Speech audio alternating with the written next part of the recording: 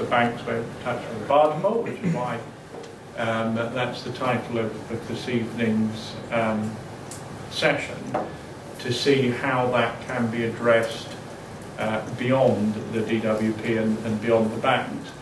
But another announcement that he made that I thought was very useful, because it's related to debt counselling and what have you, and I see I've got a good colleague from the CAB here, is one of my other hats. I'm the co-chair of the all-party parliamentary group at the CAB, and I work very, very closely with them, very supportive, as we all are.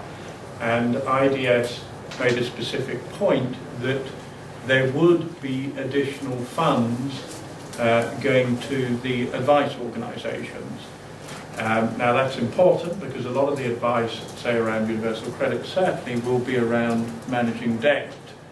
And what I will be doing when I get back to Parliament is actually writing to the Secretary of State to give some fleshed out detail on that, because obviously if it is additional funds to the advice agencies, I need to know how much and what that criteria is, because I can certainly say that the CAB would make very good use of it, and I'm sure you would as well.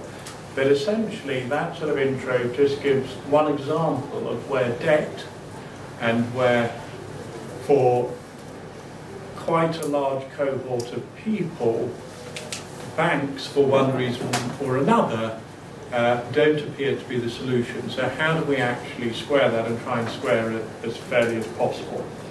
But that is a sort of intro, and then if I could turn to Steve, and what I've got here, Steve, notes for you is policy content, government's plan for financial inclusion, credit unions, social funds, and what are you going to get me for my Christmas present? Anyway, Steve Webb. Stephen, thank you very much. A quick 5-minute whistle-stop tour of two areas, really. One is what the government's doing for credit unions and to help expansion and modernisation of credit unions. And the other to pick up on Stephen's point, perhaps first on universal credit and how that fits in with budgeting and the new world that we're moving into. And I think the most encouraging thing about the universal credit is that at the moment, say your cooker blows up and you haven't got the cash for a new one, you go to the social fund if you're on certain eligible benefits, and you apply for a budgeting loan, and there's all sorts of complicated rules. It's repaid over a certain period, and then people routinely borrow more money, or they have a crisis and they apply for a crisis loan. And then I was quite shocked to discover that I sat in on an interview in a job centre, and this lady came in and applied for her crisis loan, and they said to me, that's her 10th crisis loan this year. And it's like, hang on a minute, if we just keep giving very small amounts of short-term lending for, so say, crises, there's something else going on here. And simply just carrying on with the current system really wasn't working. And what's attractive about universal credit is that it will essentially be like an online bank account. Now, there's a lot of issues about digital inclusion and all of that, which we can come back to. But the basic principle will be that you'll have the entitlement to this monthly payment, but then we'll have the ability to draw it down early, so to sort of smooth your consumption, either in a sort of budgeting way, which would be to take a lump sum and effectively have it repaid over a long period, or the equivalent of a crisis, and by this we mean a sort of genuine crisis, sort of flood and fire and this kind of stuff, to get a sum that's repaid relatively quickly. And this potentially is going to be much more integrated, the repayment process is going to be much more automatic, and it's also going to work a lot better for people who move in and out of work. Because at the moment we recover a lot of these loans through deductions from benefits, so it's all very messy because you then go into work and a lot of the recovery never happens at all. And the thing about the universal credit is there's a whole set of people who will be in the universal credit world potentially for most of their life. So unless they get a really good job, they will be getting universal credit at varying rates, both in work and out of work. And to some extent that helps with the monthly payment problem. Because if, for example, not everyone's paid monthly, I quite understand that, but say you're on a monthly paid job, and you lose the job, you've had your monthly pay, so had you stayed in work, you would have been expecting another payment for a month. So the universal credit continues that pattern, so it's meant to replicate the kind of wage structure. Stephen's quite right, not everyone will be able to cope with that, and so there's a lot of sort of safeguards and scope for bringing things forward. But the idea is actually that someone who moves from out of work to in work at the moment can move from a regular stream of income to suddenly getting nothing for a month. And that can actually be a barrier to moving in work because you can't cope with having no money for a month. So the idea is to make that pattern the norm and then deal with the exceptions rather than to make the norm, as it were, giving people regular money and then the move into work becomes a bit of a shock. So I think the potential, and it's untapped at the moment, for universal credit to be a sort of online budgeting account is quite an exciting one. And of course, as things stand, there's no interest at all, which is quite an important consideration. Zero interest on this process, and that's well worth thinking about. The second thing to mention briefly, well, just linked to universal credit, just to sort of point 1B, because I think I've now got 3. Point 1B, the whole notion of sort of jam jar accounts. So the idea that universal credit, again, is trying to mimic a wage, and if you earn a wage, out of that you meet all your bills. So rather than the government over holding your hand and saying, no, well, we'll pay your rent for you here and we'll do this for you, you get the whole sum. But of course, housing associations and landlords are saying, hang on a minute, but we might not get our rent. So how do you square the circle? How do you enable people to learn to budget, to see what's happening to their money, but make sure that, you know, they don't lose their house or whatever? And one of the models is the jam jar account. So the money, the universal credit goes into an account which is already kind of divided up. And you've got your bit for your gas bill and your electricity bill and your rent and so on. And then there's essentially a kind of direct debit system. So the landlord then grabs the rent before you get a chance to blow it. And the idea of that is that you see all the money, you see what's coming in, you see what you're spending, you kind of get familiar with budgeting, but the money gets through. Now there's a cost to that kind of account, but we think social landlords, for example, we know social landlords are interested. They'll pay a £5 a month if it means they get their rent, and a £5 a month is probably what it costs to set up a jam jar account. So we could see potential for new types of account, education about budgeting. So the universal credit will be quite an upheaval, but it does offer us opportunities as well. And then just briefly on credit unions, we've welcomed the money that the government spent on what was called the Growth Fund, trying to give credit unions more money to lend to people. But the biggest problem is that at the end of the Growth Fund, we were back where we started. The credit union movement hadn't really significantly expanded. So Growth Fund was great, it meant people could borrow money at lower interest rates through credit unions, membership went up a bit, but it didn't get credit unions to sustainability. So we asked Deanna Oppenheimer of Barclays Bank and a group of experts to give us a report on credit union modernisation, and they said 2 key things. First of all, you are not going to get a sustainable credit union movement at current interest rates. It just ain't going to work. A 2% a month cap, you just can't, for the small sums that are being borrowed, repaid, allowing for non-repayment, it's just never going to work. So if you want sustainable credit unions, you may need to go to 3% a month. Now, initially, that's, what are we doing? We're talking about, but when you compare that with some of the options, that's still very attractive. So there is consideration being given to raising that threshold, consulting with the credit unions who are broadly very positive about this as a way of securing their income, but we've got to secure their outgoings. So what we're trying to do is get the credit union movement still being locally focused and human, but of scale. So the goal of the next phase of this project is to get back office functions pooled, advertising pooled, paperwork, do as much as you can in a standard and efficient and cheap way so that you're not spending money just subsidising credit unions forever, but you can help the organisation stand on its own 2 feet. So Stephen, we're going to tender that shortly. Over the next couple of years, government's putting in another £38 million into that, and the goal is in a few years' time have another 1 million people in credit unions and put the movement onto a sustainable footing, and then they will have an important part to play in the future of lending for low-income households. Thank you very much, Steve. Andrew, who I forgot to mention, is also a member of the APPG Debt and Personal Finance. Andrew. Thank you very much, Stephen. Yes, just a few brief comments on the back of Steve's. As far as the all-party parliamentary group is concerned, we're reviewing the whole situation, particularly with citizen advice bureaus and others with regard to the position of those who are on the, literally on the margins of credit, the advice and support available for them. Of course, monitoring the introduction of the universal credit, and I think that, well, certainly speaking for myself anyway, being an all-party parliamentary group, my faith and support and admiration for Steve Webb isn't necessarily shared across the whole of the all-party group. But certainly, I think that because I'm afraid that at the end of the day we do divvy up in our tribal groups from time to time, as Steve has found in a recent an opposition debate on the very issue. So I think that managing the this particular challenge of introducing universal credit with a tightly constrained DWP budget, I have to say, is certainly an admirable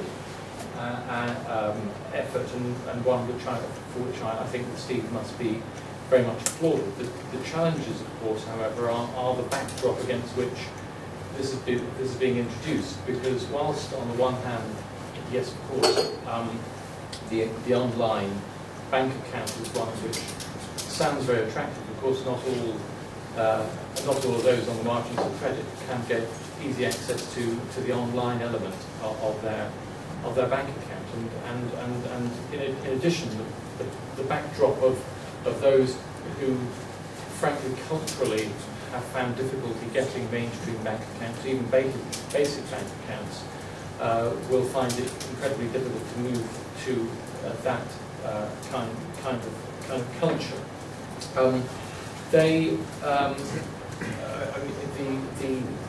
The difficulties which I think many have found, particularly in recent years, when they fall under their basic bank accounts, if they fall even marginally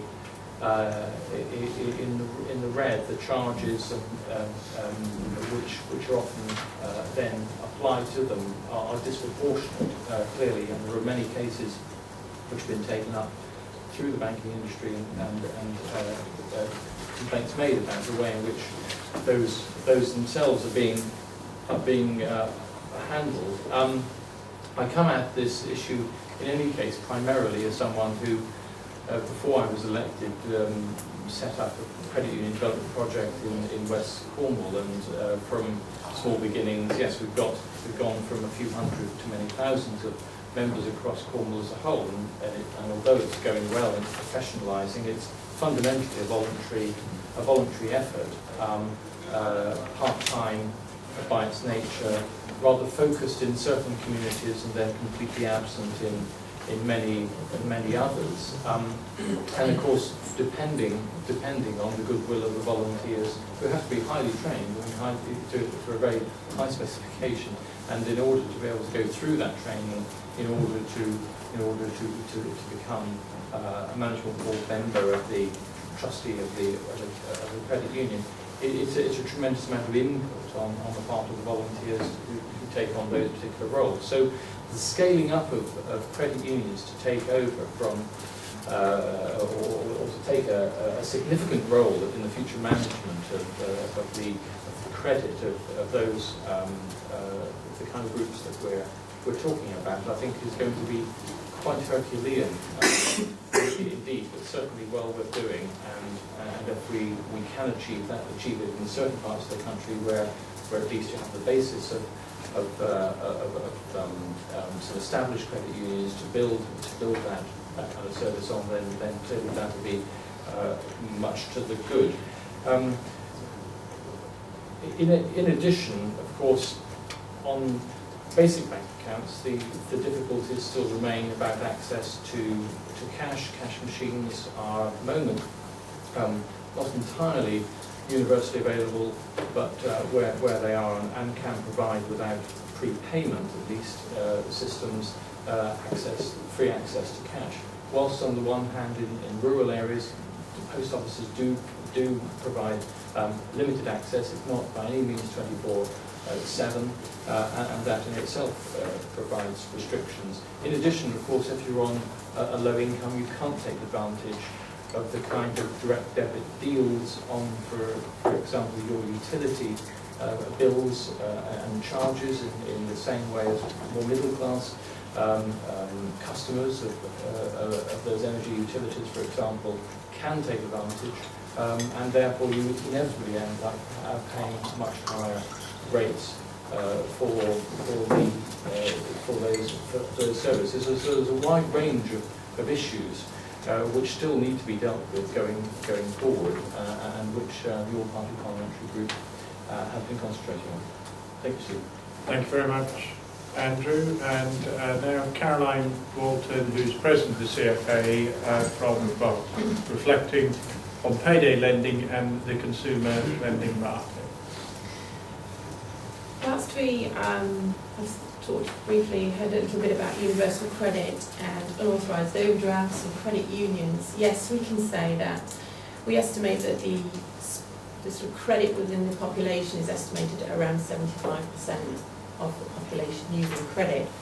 Only about 4% of that is attributable to payday, and yet we think that payday is going to, in some way, take over from all of these people who are taking universal credit at the end of the month. But I think if I give you some idea of what that customer might look like, we'll see that it doesn't necessarily step into the steps of universal credit, and it's good to hear that there'll be drawdowns at 0% interest, certainly. We did a recent YouGov study which showed that the payday customer on average was around 34. They have a bank account, so they're not excluded from financial services. They have a regular income, and in fact their household income is on average around £24,500.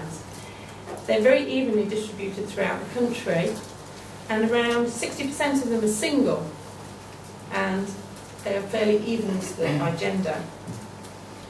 However, they are quite averse to running up long-term debt, unsecured debt indeed, and would rather choose to borrow over short periods of time to try and smooth out and ease personal cash flow problems, maybe because they've had a number of bills come through at once, or they're just trying to smooth out peaks and troughs within their salary. The customer finds that the payday loan is actually quite simple and transparent. It meets short-term needs and it's very manageable.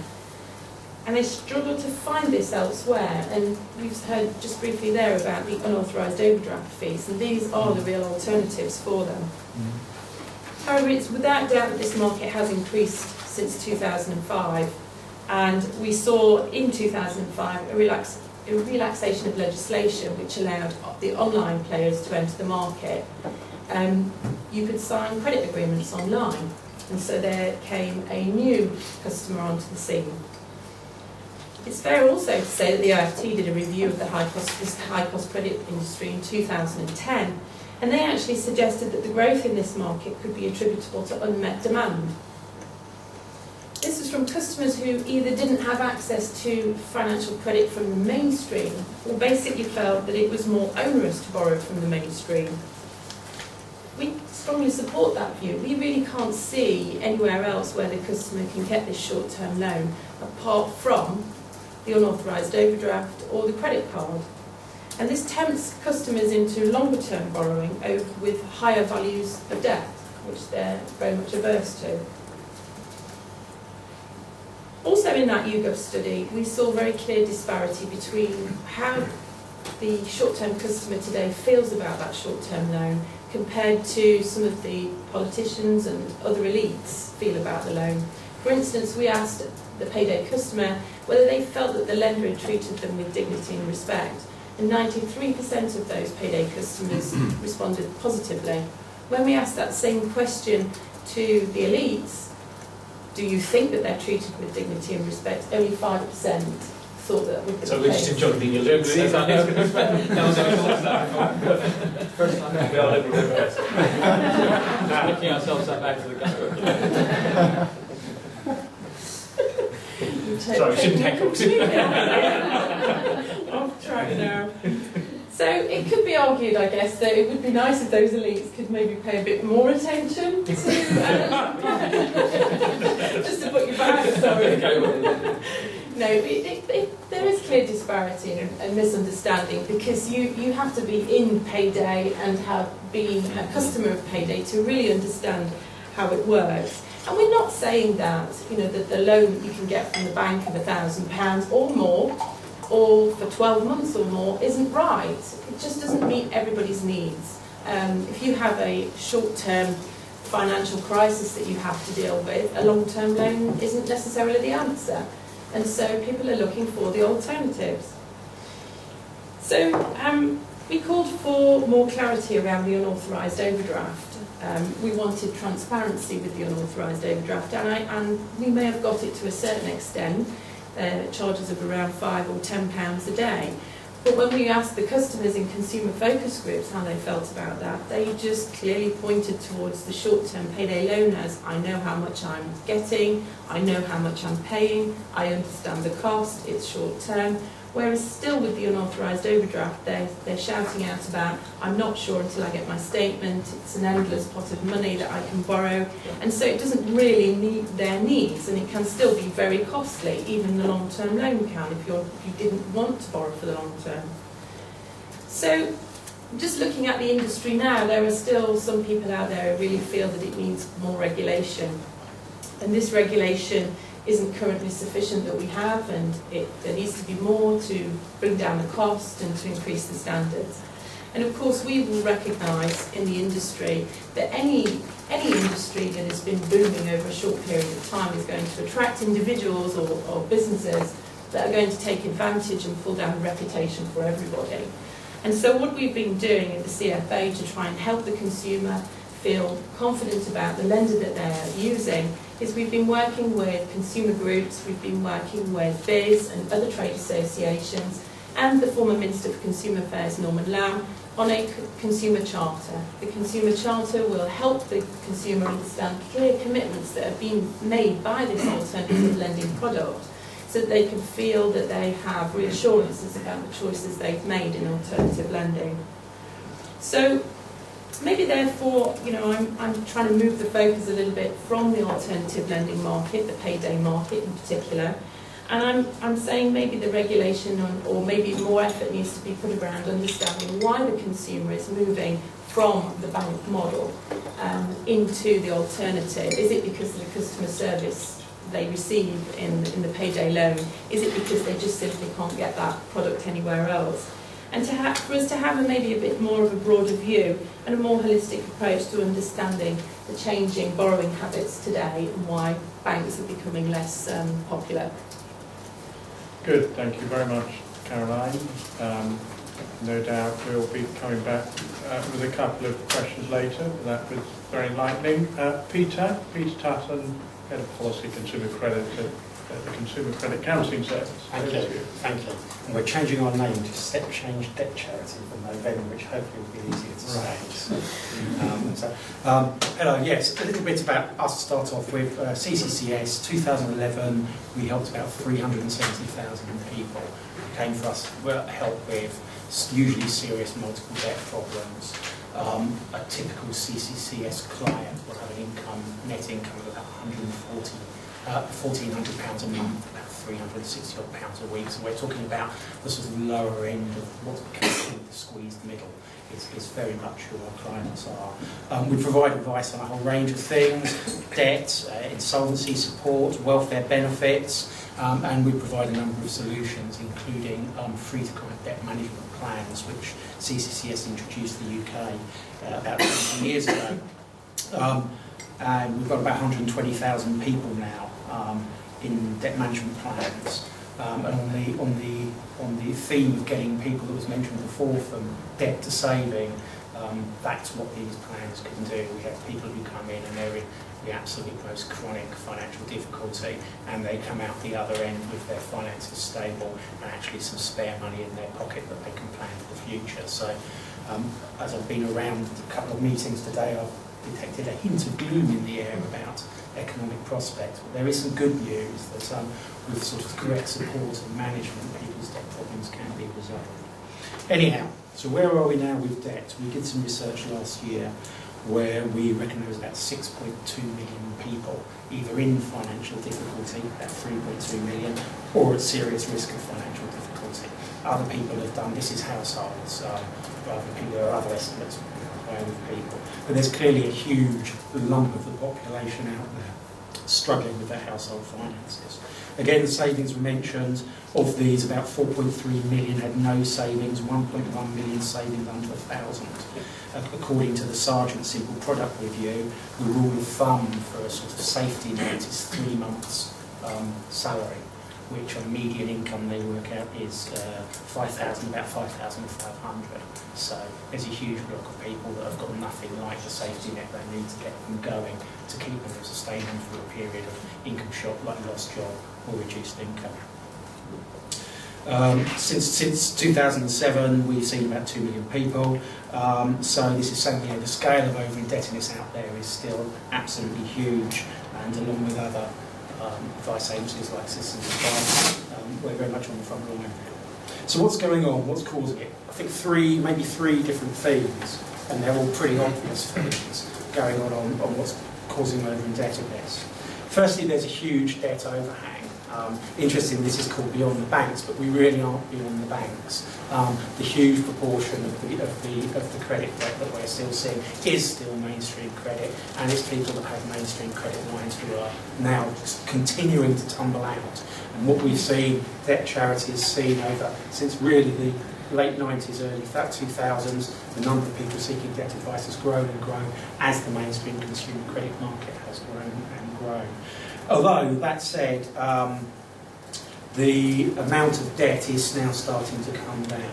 So, go back 3 years, the average indebtedness was 24,000, now it's 20,000. So this idea of consumers paying down debt, there's some truth in it, but there's still a huge proportion of people who are very, very exposed to credit out there. So that's the first thing, over this debt overhang. Second thing, obviously one recession followed by another recession. We had a huge bulge of people seeking advice in 2010, not surprisingly, nearly 1 million people, because people who were, say, vulnerable to debt because of their credit holdings, whose incomes collapsed in the recession, currently a second recession. So we're still in a place where over half of all CCCS clients are telling us that the reason for their debt is unemployment or reduced income. So this double debt is having double dip is having significant consequences still, as you'd imagine, on household finances. Not just unemployment, there's a stat 1.4 million people working part-time because they can't get a full-time job. So if you've had this income shock and your income goes down, that's a key reason into debt. I guess the third thing is this thing about falling household incomes that's been talked about a lot, the squeezed middle. So this Institute of Fiscal Studies thing about 2009, 10 to 13, 14, household incomes falling by 7.1% in real terms, the biggest since this from 1975. So this is kind of almost cataclysmic shock for some households in their spending power. And so that's reflected in the pattern of debts that they're seeing. So we've seen a bit of a decline in credit debts. Now, consumer credit lending has fallen off a cliff. That's the bit that maybe at the moment isn't after the banks. The banks certainly aren't lending like they were, but they're still, say, the hangover there. But what we're now starting to see is a different pattern of debt. So we're seeing more people coming to us who have rent arrears. So the number of people with rent arrears went up by 27% from 2010 to 2011. Particularly high amongst tenants of housing associations, which is interesting with the talk earlier on about universal credit. Interesting was Shelter saying that 55% of local authorities are needing a median private rent, which costs more than basically is over the affordability benchmark. So there's a real problem there with people struggling to afford their basic housing costs. The number of people we see with council tax arrears has gone up by 29% over the same period. We've got an interesting thing with these badges saying fairer tax in tough times, but let's say in April council tax support is going to get cut. The council tax benefits have always been cut. Of course, it's not a benefit, it's tax relief. Council tax benefit doesn't put money in your pockets, it's relief on a regressive tax. And as it's localised, we're starting to hear that some local authorities are talking about everyone having to pay 20%. So that will be families on the lowest benefits, perhaps having an extra £200 a year. Now, there's already 1.4 million people taken to court for their council tax arrears a year, 1.5 million bonds sent out to bailiffs. So we've got this big problem, growing problem of essential things, fuel arrears. The number of people coming with fuel arrears, first 6 months of 2012 was as high as the whole of 2009. So what we're seeing is a real growth of sort of middle-income households, many of whom are in work, albeit some part-time work, struggling to meet their basic expenditure. The thing about, we are seeing evidence of more people using high-cost credits. That's part of the mix of what we're seeing. It's still a small part, but it's growing. So payday has been very much widely reported on, and 2009, very small, about 2% of CCS clients had payday loan. By the end of 2011, it was 13%. So what we're seeing, and the pattern that we see with payday, and it's a subset, a very small subset, of her clients, is often people that have maybe got to the end of their mainstream credit, and they're using high-cost credit to try and manage through financial difficulties, and of course that often makes their financial difficulties worse. And interestingly, payday is a small bit, but some of the features of it are a bit like things we saw with credit cards back 10 years ago, where people may be taking on multiple and using one to pay for another. So we're very pleased that the CFA have come out with their code, and where we shall try and work with them to make sure it works. I'm not convinced yet that there isn't a need for more regulation, and that's one of the things we can debate is how. But it's not just payday, good old home credit, home credit that's been there since the last century, it's been there forever, but we're now starting to see more people coming in with home credit debt. So this is suggesting that where this sort of squeeze is now really building up into a different sort of debt problem. It's not just about credit now, it's about people struggling to manage. What do we do about it?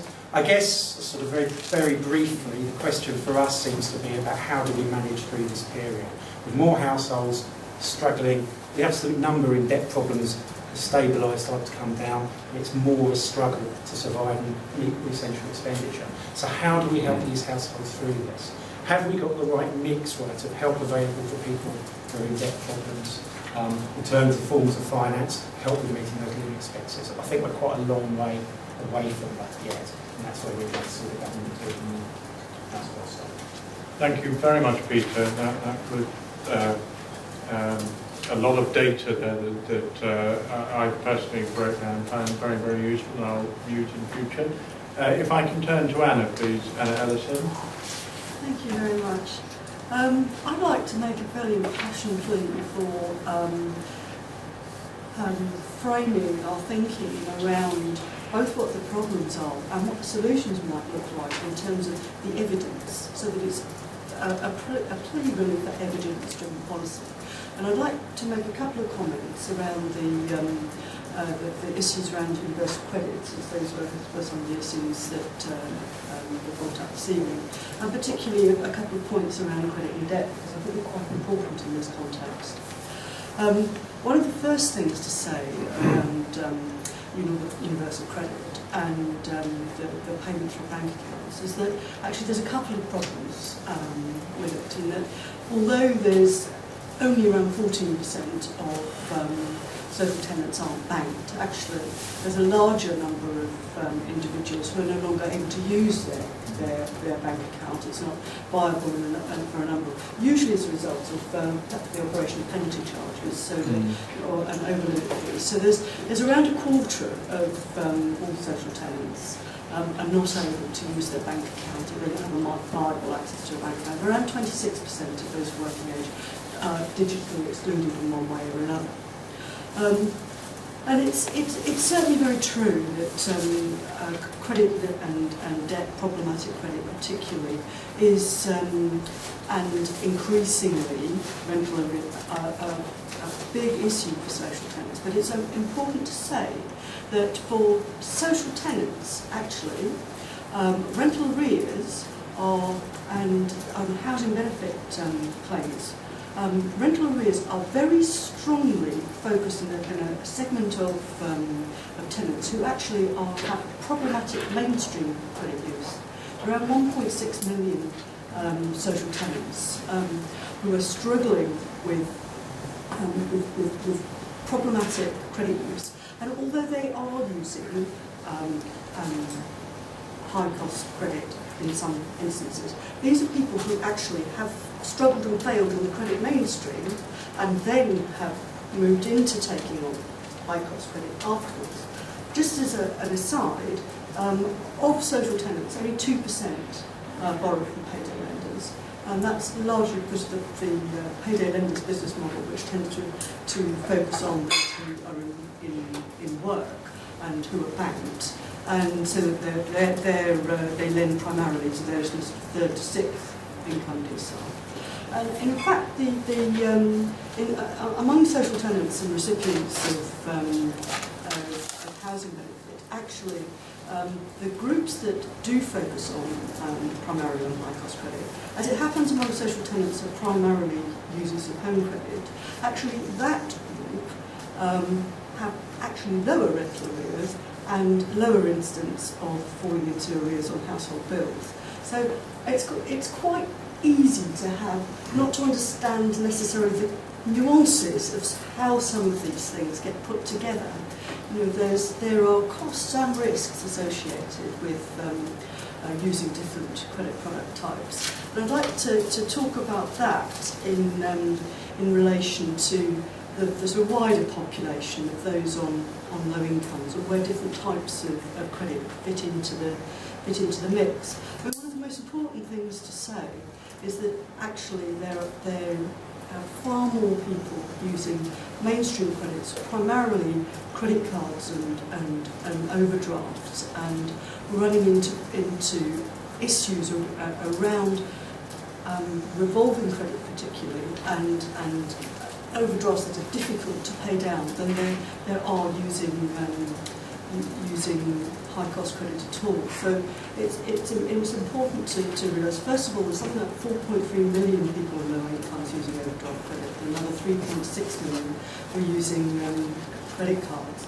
And of those who are using revolving credit, something like 1 in 10 of the credit card users overall are making minimum payments habitually, but 3 in 10 of those on low incomes are making minimum payments on credit cards. That's actually 1 million people who are making 1 million low income people who've been actually making minimum payments on credit cards for more than 3 years. That's a significant body of people. The other thing to say is that if you look also at the way that those models are working, you look at something like overdrafts, for example. Something like 2/3, 63% of those who are using overdrafts and are on low incomes have been exposed to some form of penalty charges or over-limit fees or bounce direct debit fees. And of those, almost 6 in 10 have had that kind of charge in the last 6 months. And for those who do, the average number of charges which they're experiencing is just short of 6 a year. So those are significant costs, actually, which are associated actually with mainstream credit use. And so in thinking about why people make the choices that they do, you need to think about costs, but there's also issues around risk. One of the reasons why people have turned to alternative products, particularly payday lending, has been the shrinking of credit card lending and revolving credits, particularly to those on low incomes. But it's also because of people's response to their exposure, not only to costs, but to the issue of getting into debt that they are able to service, but they can't actually pay down. That's the so it's seen as a relatively high risk route, and the average card balance for those on low incomes is something like £1,800, and whereas the average payday loan is something like £275, and the average home credit loan is sort of 400 and something. So there's a big difference there in terms of the risk. So what I'm saying is that there may be quite rational choices. I mean, certainly people who are using high cost credit have got constrained options, and some of them have very constrained options. Something like 1/5 of them of payday users have no other options, and something like 1/4 of people using home credit have no other options. But it's important to see the choices that people are making in the context of the very real costs and risks that they face in using credit.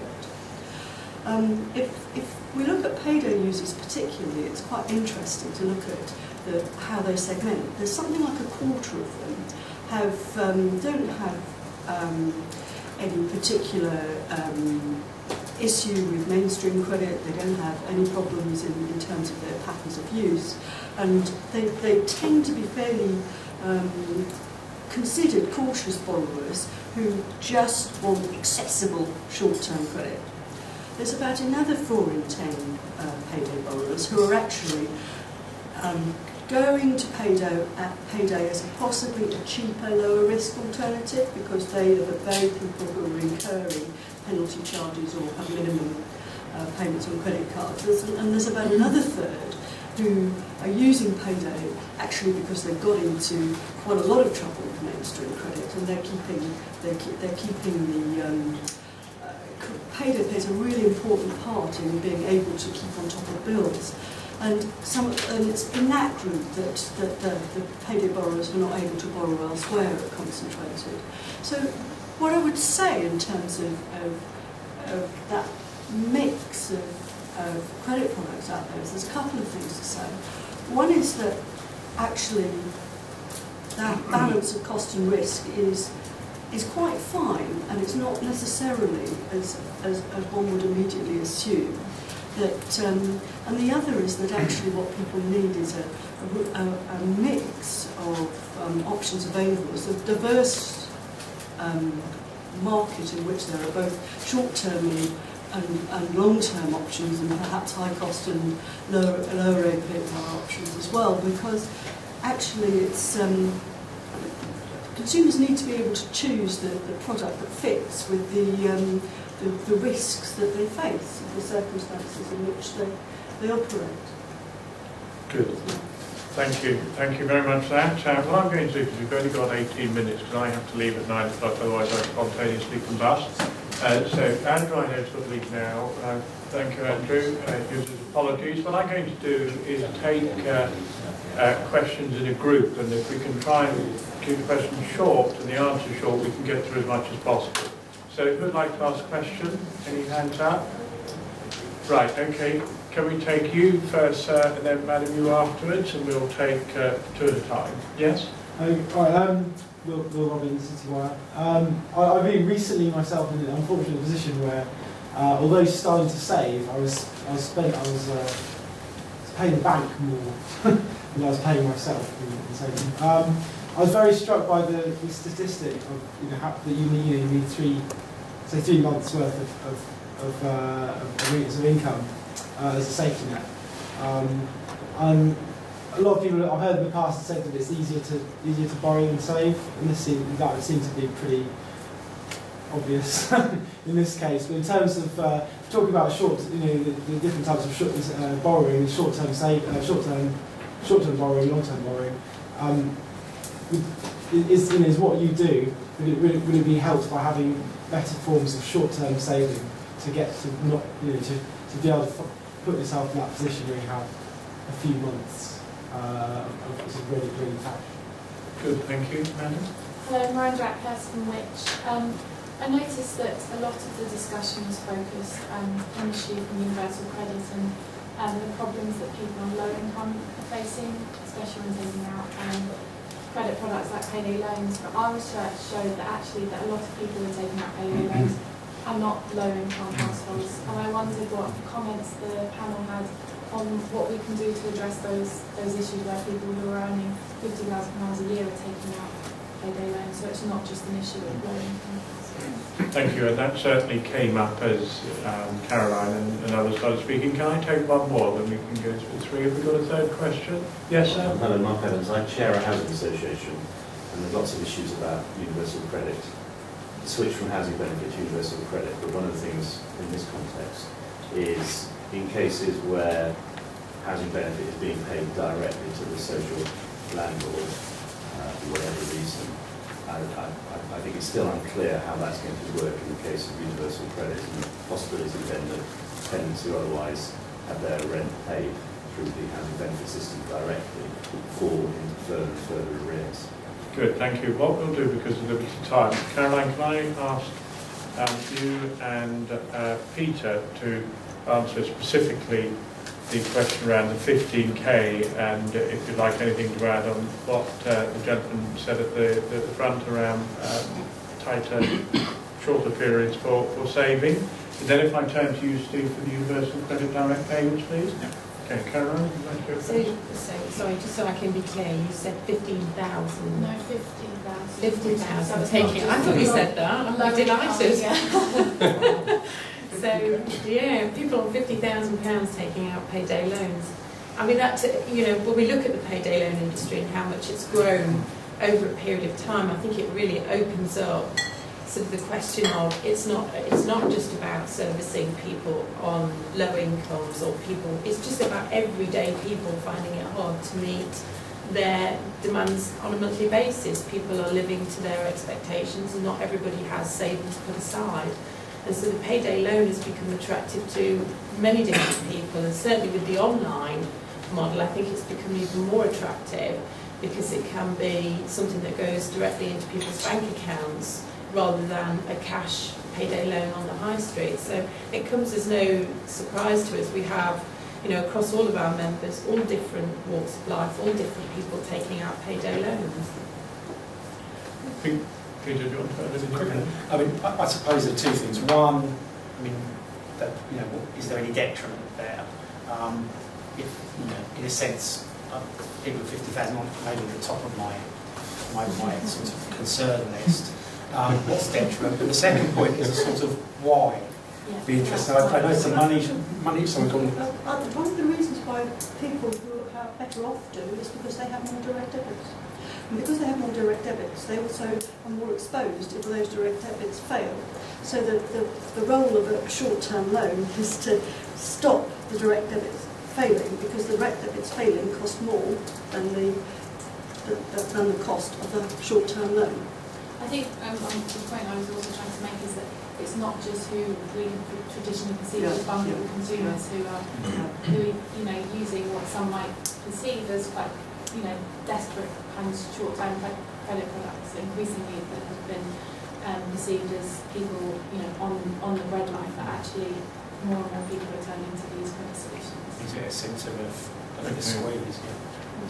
Steve, on direct payments? Yeah, one of the beauties of the universal credit is it's being introduced very gradually, and because there's a lot of new features about it, they're all being tested. So you'll probably know better than me, Mark, but my understanding is I think there's a dozen local authorities taking part in pilots where direct payments to the tenant of a social landlord is happening now, and they're learning lessons from it. And one of the early lessons is actually people who the elites, as I now think of myself, might have assumed couldn't budget, have found that they can. And so I think if we see this as an opportunity, for, not a naive thing, an opportunity for financial inclusion, whilst recognising not everybody's online, not everybody can budget, and you need systems for those people, but trying to maximise that, then I think this is an opportunity. And so, you know, this universal credit won't crash in for 12 million people on a single day and suddenly take all the money off people. It's very phased, it's very piloted, and we'll try and make it work for as many as we can, and we'll have mechanisms like the jam jar account that I mentioned, where essentially it's kind of a direct debit really. So social landlords will get their money basically. Fine, thank you, Steve. Any more questions? Yes? It's not, sorry, Carol King from Public Financial. We're one of the referenced long-standing providers of income to people, providers of credit to people on low incomes, and as a result of that we've got a significant interest in the financial behaviour of people in lower incomes to understand that, because it's clearly not as well understood sometimes as the behaviour of mainstream financial services customers. Last year the University of Bristol did some work for us to investigate the feasibility and the appetite and the outcomes of saving on a low income. And the short version of that research is that saving on a low income is as much a matter of what's in your head as what's in your purse or what's in your wallet. It's about aptitude, it's about desire to be protected from risk, it's about your planning horizon, and that also goes to the point which the Which representative made. You can be rubbish at money, and it's not necessarily a factor of how much money you have. The big difference is that on a low income you've got no buffer, you've got no support network, you've got nobody to lend you £100 to the end of the week. So the consequences for you are extreme. The consequences for somebody on a higher income are embarrassment. That's the material difference. Thank you, that's a really important point. James, are you just scratching your forehead, or do you have a question? I was scratching, but I'll actually give you which is really about some of the cultural issues that might be thrown up in the change in universal credit. And because the universal credit is being paid to one person in the household, Now that might work very differently in different cultural contexts, particularly with some ethnic minority groups. I mean, I'm thinking, so I think, how would it work in a Bangladeshi family where the husband has total control of family finance, and the woman, the wife, in a situation where she's got no job. So I mean, I think we will start some cultural, some very, very sensitive issues that will need to be looked at.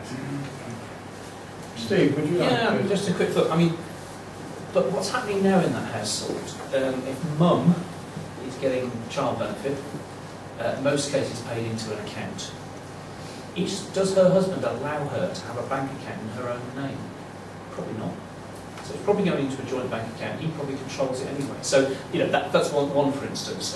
So universal credit will be paid into an account nominated by the household, which might well be, it could be a joint account. So I suppose you're right. It'll be different in every sort of culture. It'll be different in different households. Clearly, in extreme cases, if you've got someone suffering domestic violence or something, then there will be different rules. So the system will have some flex built in it. So if there's particular problems. But the challenge is you've got a payment that's essentially for rent and a payment that's for the kids, and the rent payment is generally, A, keeps the roof over their head, and B, is generally much larger.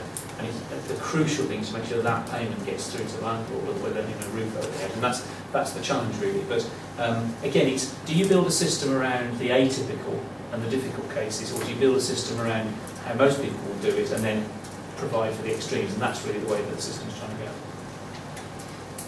Any other questions? I've got something declaring the chair's privilege in a minute. Before I have to say anything, any other questions in particular? No? Right, payday loans. The fascinating thing about the argument for the last 2 years that Caroline knows, because we had a number of meetings in Westminster, is it's kind of been very challenging from a PR perspective. And the interesting thing with that's English understatement. The interesting thing with that personally is that I've been involved, and as a liberal, I travel ideologically light, I'm interested in the outcome, and I don't care how I get to the outcome, whether it's from the right, the central, the middle. And the outcome for me is what can we do that is best for people who get into debt and low incomes. And when you actually drill down a lot of the details around payday loans, it's much more nuanced and much more complicated than Stella Creasy and others and the media have painted it. And the interesting thing with that was that, from a personal perspective, I actually spoke in the chamber one day trying to get out some of the facts, and I was in that slightly difficult position where I was being attacked ferociously as left, as clearly someone who's turned into a profound Thatcherite and is now in defender of payday loan companies, which is not really why I got elected. So that was a bit difficult. But I stuck to my guns because I could understand how challenging it is, and it's not black or white. And what do we do hypothetically if there were no payday loan companies, and what would happen to that core demographic? And the reality is that, it's either back to the banks if they have them, who charge even more, or it's extremely large, ugly people coming down with a baseball bat. However, from the payday loans perspective and for the company, after a year and a half of observing this and being involved and being interested in trying to find a solution, I've come to two clear conclusions, Caroline, and I'll share with you because you're sitting next to me and you have nowhere to run. Steve, close the door. Well, actually three. The third one, I'll start in reverse, it just goes without saying, it's communication. And I know that's easier said than done when you're painted as a complete villain in your industry, but communication's crucial. But the second thing is that trade associations like the CFA, who represent all or certainly most of the big payday loan companies, need to come up with a really robust self-regulation that includes actions that if people breach them, they are put in pokey for the next 20 years. I'm being slightly over the top there, but really robust. I remember having a conversation with one of your colleagues who are talking about, yes, what we would do is that we would let this particular payday company know that we were really upset with them, and we would write to them a fierce letter to say that they had transgressed. I mean, the only thing that prevented me from throwing them out the window is that I would probably lose a by-election if that happened. That's not good enough. And I'll tell you why it's really crucial, is that I think the government's shifting. And this is purely me as a backbencher. I don't go in the elite exalted, elite exalted circles as my colleague Steve Webb. I think the government's under so much pressure from noises off that if some really robust self-regulation doesn't come through, I think they will go to interest rate caps. I think they've shifted in the last 8 months, and I pay tribute to Stella's campaign and all the papers and the Mirror and what have you, and all power to that. Even though colleagues from Which know it's much more complicated and nuanced, there are colleagues from CAB, it's much more complicated and nuanced than they're saying, I think the government's shifting. So I don't know if you'd like to say anything on the basis of that. Over to you. Thank you, Stephen. And I have enjoyed being told similar things, thank you, as we've met. And I take on board everything you say. We have, I think, over the last 18 months made real strides in terms of, certainly in communication, and through the customer charter that we've worked on with BIS, we've talked about clear transparency and communication with the customers, making sure from the outset that they understand very clearly the cost of loans, the risks of short-term lending being used for the long-term use, and where they can go for free debt advice, such as CCCS, Citizens Advice Bureau, etc. So the communication, certainly at the outset with the customer, has made significant improvements. But that, it didn't end with just a charter. The Consumer Finance Association, which does represent the larger players within the industry, has also developed its own code of practice, which we did in conjunction with some of the consumer groups as well. And that is the first real dedicated payday code that there is. It is in depth, it covers not just what the OFT already expect from us, but it goes further than that. It covers areas such as when customers are taking out the initial loan, and it offers areas of forbearance should things go wrong. It covers hardship. It covers how we will deal with customers when they go into debt. So it covers all of the areas that we are being challenged with in terms of those debates, such as with Stella Queensy and with the consumer groups.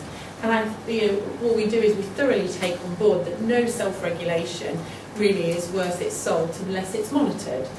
And we did take a bit of a beating when we issued our very first code of practice, and we've taken that on board. So what we're now looking at is obviously the code that we've implemented now, which will be fully implemented by the end of November. We see very much the next stages in that is implementing a full monitoring process and using a third party to monitor that, to demonstrate how committed we are in terms of raising the standards across the larger players and then hopefully pushing that down across the whole industry. Thank you very much, Caroline. Because we are running out of time terribly, can I just quickly to Steve, if you would like to add anything just as we finish off? Only two things really. One is that the dinner that Andrew's just gone off to, I'm speaking at as well, so I will be running straight after him. But the second thing is just say I apologise that I've been going around this conference like a ray of sunshine really, because I think in the world of pensions, we're about to put 11 million people who don't have pensions into pensions, which will, over the next 5 years, which is kind of just really good. I think the universal credit for all its limitations and issues will be an awful lot better than the multiple complicated systems which took its place. I think it offers us new opportunities for financial inclusion, for digital inclusion, for low interest or zero interest credit smoothing. I think the work we're doing with credit unions could help, and many of the people we've been talking about. So, I won't say leave here and prepare for government, but I think we're doing something right. Good. Thank you very much, Steve. I always like to think of Steve Webb as our very own little ray of sunshine. On that note, I give me time for my two colleagues to finish. I'd like to thank ResPublica. Thank you very much for that. And thank you very much for coming, and if we can have the usual round of applause and appreciation.